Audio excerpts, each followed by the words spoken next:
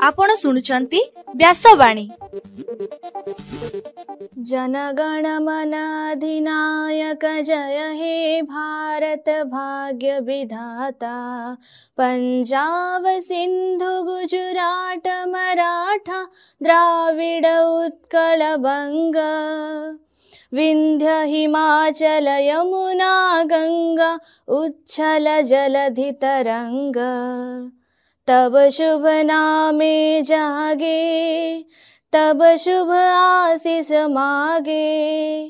गाए तब जय गाथा जनगण मंगलदायक जय हे भारत भाग्य विधाता।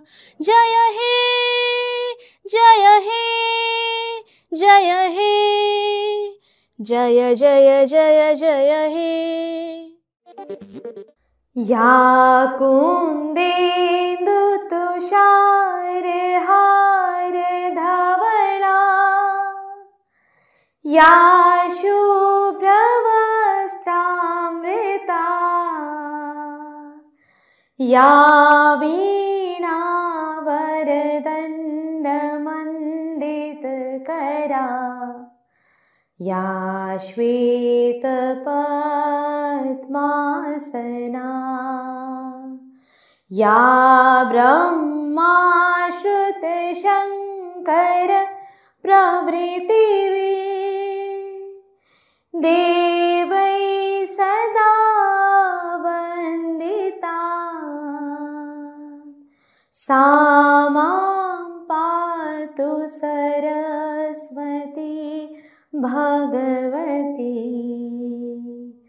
निशेष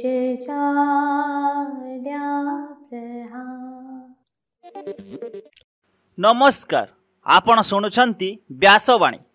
खबर परिवेषण करिवे चंदन। वर्तमान मुख्य खबर। प्रवासी भारतीय दिवस को उद्घाटन कले प्रधानमंत्री नरेंद्र मोदी। आज उद्घाटनी उत्सव में मुख्य अतिथि भाव जोगदेवे राष्ट्रपति द्रौपदी मुर्मू एवं प्रवासी ओडिया को भेटिबे मुख्यमंत्री मोहन चरण माझी। ओडिशा को मेगा आईटी हब रे परिणत कराजिबो बोली सूचना देले रेल मंत्री अश्विनी वैष्णव।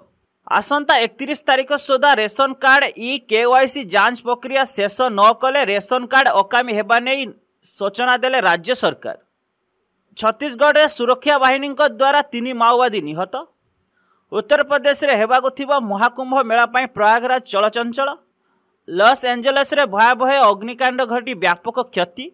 1 लाख लोकंकु स्थानांतरण करागला। एवं हॉकी इंडिया लीग रे ओडिशा दल कलिंग लैंसर रो द्वितीय विजय। वर्तमान संपूर्ण खबर। प्रवासी भारतीय दिवस को उद्घाटन कले प्रधानमंत्री नरेंद्र मोदी। आज उद्यापनी उत्सव में मुख्य अतिथि भाव जोगदेवे राष्ट्रपति द्रौपदी मुर्मू एवं ओडिशार मुख्यमंत्री मोहन चरण माझी। आज प्रवासी ओडिया को भेटिबे। प्रवासी भारतीय दिवस तृतीय तथा उद्यापनी दिवस सम्मेलन में जोग देइथिबा प्रवासी ओडिया माननकु साक्षात करिवे। भुवनेश्वर जनता मैदान ठारे चलीथिबा सम्मेलन में वीआईपी पिविलियन हॉल नंबर 1 ठारे यही साक्षात कार्यक्रम हेबो बोली मुख्यमंत्री कार्यालय सूत्ररु जणा पड़िछि। आसंता 13 तारिख सोमवार दिन मुख्यमंत्री राज्य स्तरीय जन अभियोग शुणाणी बंद रहिबो।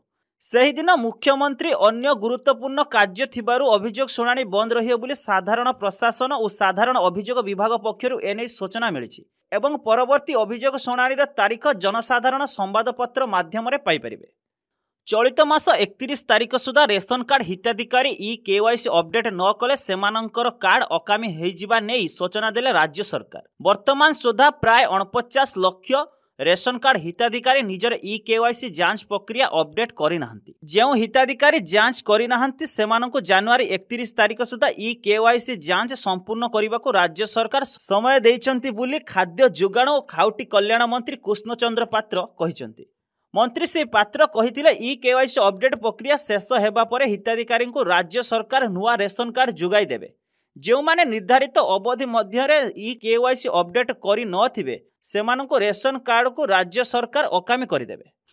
छत्तीसगढ़ सुकमा विजयपुर जिला सीमांतवर्ती अंचल में गतकाली सुरक्षा बाहिनी और माओवादी भितर गुली विनिमय घटी। मृतदेह को जबत करा सुरक्षा बाहिनी पक्षर सेठारे सर्च ऑपरेशन जारी रही। नक्सल दमन अभियान समय सुरक्षा बाहिनी को यही सफलता मिली बोली छत्तीसगढ़ उपमुख्यमंत्री विजय शर्मा कहते। सूचना अनुसार 2 जिलार सीमांतवर्ती जंगल में किछि माओवादी मेली होइथिबा नै खबर मिलिथिला। एहाको आधार करी गतकाली डीआरजी, एसटीएफ एवं कोब्रा बटालियन मिलित टीम सेठारे तलाशी आरंभ करथिले। एही समय रे माओवादी सुरक्षा बाहिनी उपरको गुलीमाड़ करथिले। जवान माने मध्य पलटा गुली चलाइथिले। महाकुंभ मेला 2025 13 जनवरी रु 26 फेब्रुआरी पर्यंत उत्तर प्रदेश प्रयागराज रे अनुष्ठित हेबो।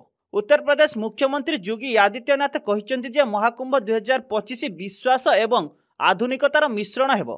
महाकुंभ पाई प्रस्तुति विषय अनुध्यान करने पर गतकाली संध्यारे प्रयागराज ठारे गणमाध्यम को सूचना दे से कहिसेंति जे प्रयागराज रे तीर्थयात्री निरापत्ता पाई समस्त प्रस्तुति शेष होईछि। एहा सह श्री आदित्यनाथ मध्य महाकुंभ 2025 पाई डिजिटल मीडिया केन्द्र उद्घाटन करथिले। लॉस एंजेलिस रे भयावह अग्निकांड कारणर वनाग्नि घटी व्यापक क्षयक्षति होईछि। वर्तमान सुधा 1 लाख लोकों को स्थानांतरित करा जायथिबा बेले प्राय 5 जनक जीवन जाई सारिलानी। जंगल निकटवर्ती घरगुड़िक पोड़ी पाउंस हो जाइथिबा बेले उक्त अंचल में जरूरी परिस्थिति लागू करा जायछि। प्रशासन पक्षर निया को लिभाइबा पाई उद्यम होइथिले मध्य पवनर बेग अधिक थिबारु कोनोसी सुफल मिलुनाही। वर्तमान पाणीपाग खबर। 8टी सहर रे पारद 10 डिग्री तले रहिछि एवं 2 दिन पर शीत कमिबो बोली पाणीपाग विभाग तरफरु आकलन करा जायछि।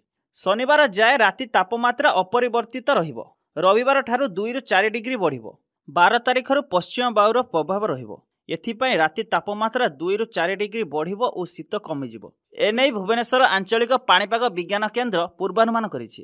आसंतु सुनिबा आजिर स्वास्थ्यवाणी। एथिरे शुणन्तु गला संक्रमणर कारण, लक्षण एवं घरोई प्रतिकार संपर्क रे। शीतर प्रकोप कमिगला परे भूताणुर प्रकोप बढ़ी जाए। अनेक प्रकार रोग आमको माड़ी बसे। थंडा, ज्वर और गला संक्रमण परी समस्या देखा जाई थाए। गला संक्रमित हेले एथिरे पोड़ा जला और दरज हुए। खाद्य गिळिबा बेले जंत्रणा अनुभव हुए। ज्वर और काश परी समस्या मध्य देखा जाई थाए। निश्वास नेबारे कष्ट हेले काश 1 रु 2 सप्ताह लागी रहिले किंबा बारंबार हेले 4 दिनठू अधिक ज्वर लागी रहिले, खाद्य खाइबारे असुविधा हेले किंबा ओजन कमी गले, पिला अनवरत कांदिले, एही सबु लक्षण देखादिले तुरंत डाक्तर परामर्श नेबा आवश्यक। स्वास्थ्य विशेषज्ञ मानक मत अनुसार गला संक्रमण को प्रतिरोध करने पाई किछि घरोई उपचार रहिछि। सेगुड़िक हेला गला जंत्रणार आराम पाइबा पाई हर्बाल चा पी पारिबे। तुलसी पत्र, लवंग और गोलमरीच को पानी रे फुटांतु एवं एहाकु चा भाबे गरम गरम पियंतु। महू अध चामच सह फाळे लेंबू अध लिटर फुटा पानी रे पकाई उषुम थिबा समय रे पियंतु। गला संक्रमित हेले खाइबा पीबा बेले जंत्रणा अनुभव हुए। एही समय रे गला को आराम देबा पाई अदा और तुलसी रस पीबा आवश्यक। घरोई उपचार को पालन करंतु। गला संक्रमण ठारू दूरे रहंतु। आजिर खबर को एठी रखुछु। नमस्कार।